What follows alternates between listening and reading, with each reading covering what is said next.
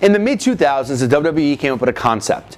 They decided to actually let the WWE Universe decide what they wanted to see by voting on matches and stipulations for certain matches. The initial show was called Taboo Tuesday, but pay-per-views on Tuesdays didn't make much sense, so the WWE decided to rename it Cyber Sunday and keep it around for a little bit of time. And at the request of Harry Flynn, who was at this show and is an avid supporter of this channel, and actually held up a sign that said, 619 comes to the 602, which is shown on the pay-per-view, I will be reviewing Cyber Sunday 2008. This was actually a pretty fun show. The Cyber Sunday shows were a mixed bag. You never knew what you were going to get. You never knew what way fans were going to vote. And you didn't know what the match quality was going to be like, because you know these guys were mostly going out and calling things on the fly because they couldn't make up a match with 3 different people and try to remember it all in the same night. Cyber Sunday 2008 got off to a good start with Rey Mysterio taking on Kane in a no-holds-barred match. Mysterio and Kane went at it tooth and nail, and it really looked like after a big flurry in the beginning by Rey Mysterio, Kane was just going to dominate for the rest of the match. And that's what happened.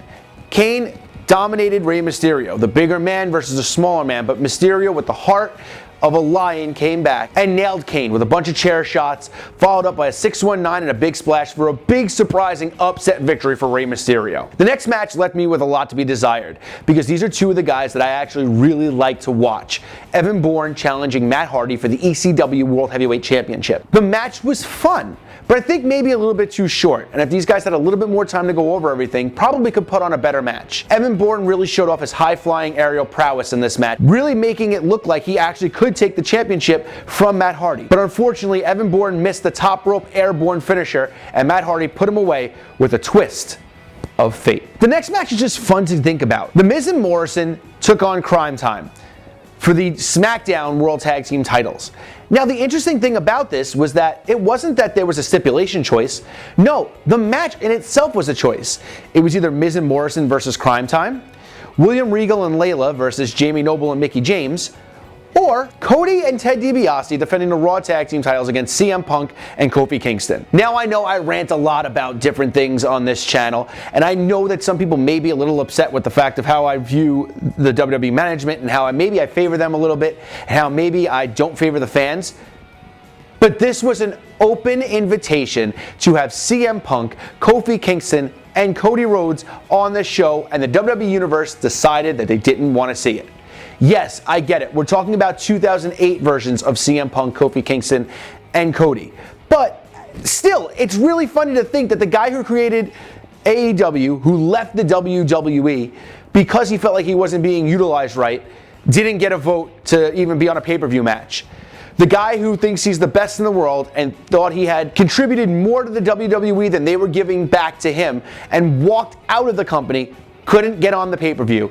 And the guy who everybody got so mad about having to wait 11 years to see win a World Heavyweight Championship couldn't get voted onto this pay-per-view. I just find it to be really ironic. And when fans like to think back and go and blame management for different things, here was an opportunity to get these guys on the show, and we didn't take it. I know that maybe some of you people weren't watching back then, or I know that you guys maybe just thought this was a joke and didn't vote, but enough about that. The match was decent. It was good for what it was, and it ended with The Miz hitting Shad, leading to the Moonlight Drive by John Morrison for the 1, 2, 3. The next match was more of a joke match, and it was just really not meant to be taken too seriously, as Santino Marella would be defending his Intercontinental Championship against one of 3 legends. Now, once again, in a surprise twist when it comes to voting, it was either Goldust, Roddy Piper, or the Honky Tonk Man as the choices, and the Honky Tonk Man actually won! I would have never guessed that he would have gotten votes over Piper. I kind of thought Goldust, with his Attitude Era following, may have gotten more votes than Honky Tonk Man, but they all wanted to see the greatest Intercontinental Champion of all time, the Honky Tonk Man, baby. I usually do a lot better of a Honky Tonk Man impression. That was awful. The match was only a little bit over a minute as Beth Phoenix interfered, and Santino Marella took everybody's big finishes at the end as Goldust hit him with the final cut, Piper hit him with a big punch combo and a little Three Stooges poke to the eyes, and the Honky Tonk Man hit him with a little shake, rattle, and roll to get the crowd behind all the returning legends. The next match was actually more of a show stealer than I actually thought it would have been. The Undertaker and The Big Show had a big feud going on at this point, and they went at it in a last man standing match. Now, when you think two big guys, last man standing, you think, well, you know, I don't know how much I'm expecting out of this, but these guys actually pulled out all the stops. The Undertaker was dropping legs on the back of Big Show, throwing him throat first into the corner with a steel chair. The Big Show was using his power and his punches to dominate the Undertaker, looking like he had him down for multiple times during the match. Ultimately, though, the Undertaker slapped on the Hell's Gate submission hold, and the Big Show couldn't hold out as he passed out to the pain and was counted out, and the Undertaker was the last man standing. The next match saw Jeff Hardy get voted in as Triple H's opponent at the pay-per-view. This was actually a big deal because this was actually a big spot for Jeff Hardy to be in. It was a semi-main event of a pay-per-view wrestling for the World Heavyweight Championship, the richest prize in the game. Now, as we can see, Jeff Hardy didn't wind up winning, but he put on a good showing against Triple H, and surprisingly, Jeff Hardy would dethrone Triple H for the World Heavyweight Championship a few years later. This was a good match to show that Jeff Hardy could hang with Triple H. While I may not be the biggest Jeff Hardy fan, I do admit that he does sometimes pull out some pretty good matches against some good talent. Jeff Hardy missed a swanton, Triple H hit a pedigree, and got the 1, 2, 3. Stone Cold Steve Austin was the special guest referee in this match, and upon hearing that, Chris Jericho tried to walk out and just retain his championship that way. But Austin decided that if Jericho got counted out or disqualified, he'd lose the match altogether. So Jericho had to wrestle. Of course, there was a big ref bump when Batista collided with Austin, and Shawn Michaels then came out.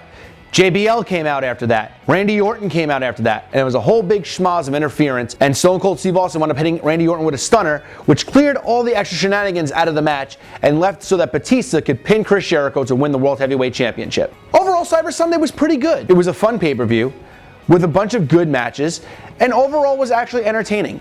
It kept me watching the entire time, and 2008 is actually a little bit of an underrated point in time in the WWE. A lot of bigger stars were just starting to come up. A lot of legends were still there and still active and in their prime. Overall, Cyber Sunday 2008 was a good suggestion. Thanks to Harry Flynn again for suggesting us to cover this one, and we'll see you guys next time.